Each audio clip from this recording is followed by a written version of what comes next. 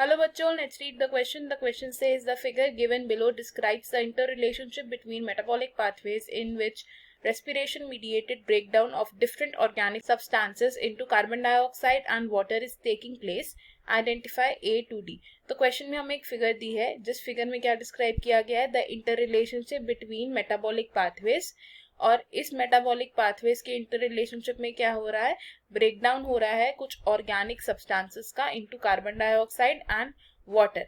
हमें क्या करना है, इस फ्लो डायग्राम में आइडेंटिफाई करना है ए, बी, सी एंड डी को, और गिवन 4 ऑप्शंस में से एक करेक्ट आंसर को चूज करना है.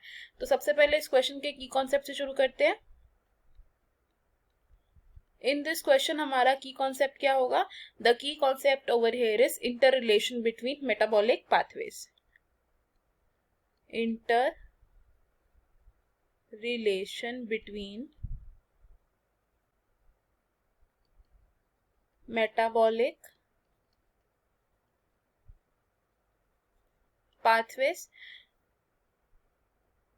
अलग अलग सबस्ट्रेट्स रेस्पिरेशन की प्रोसेस में एंटर हो सकते हैं. सबस्ट्रेट्स कैन एंटर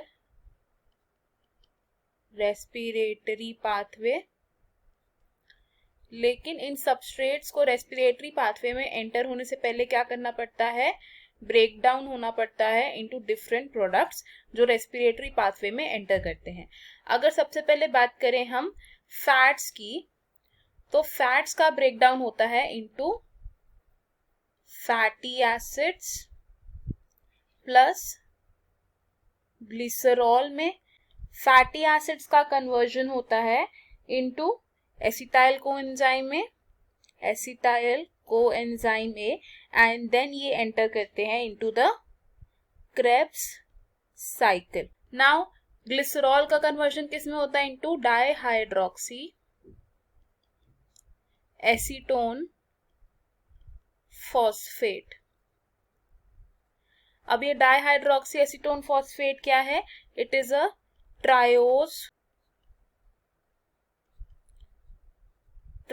फॉस्फेट, और ये ट्रायोस फॉस्फेट क्या करता है, इट एंटर्स ग्लाइकोलिसिस.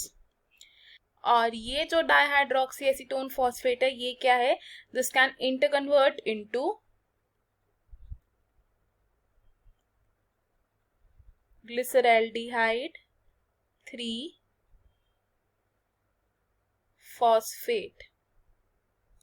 नेक्स्ट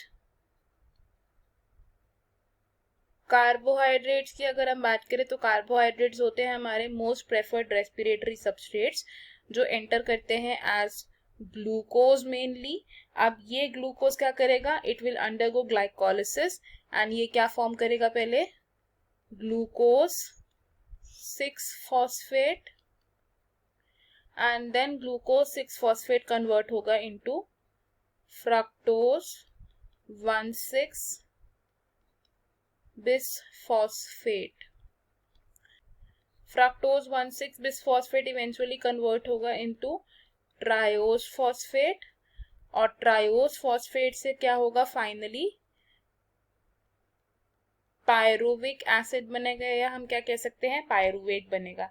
अब ये पायरुवेट क्या करेगा, it will undergo oxidative decarboxylation और ये एसिटाइल कोएंजाइम को फॉर्म करके क्रेब्स साइकिल में एंटर करेगा.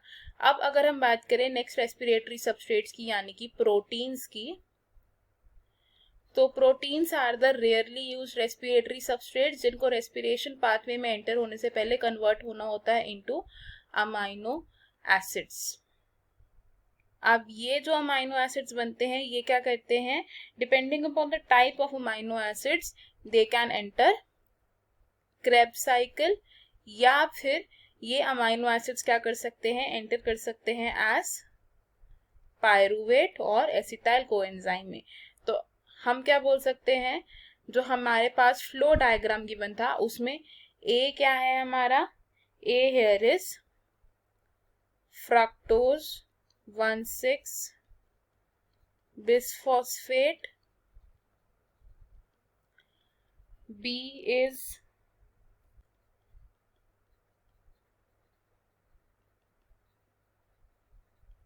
dihydroxyacetone phosphate. C is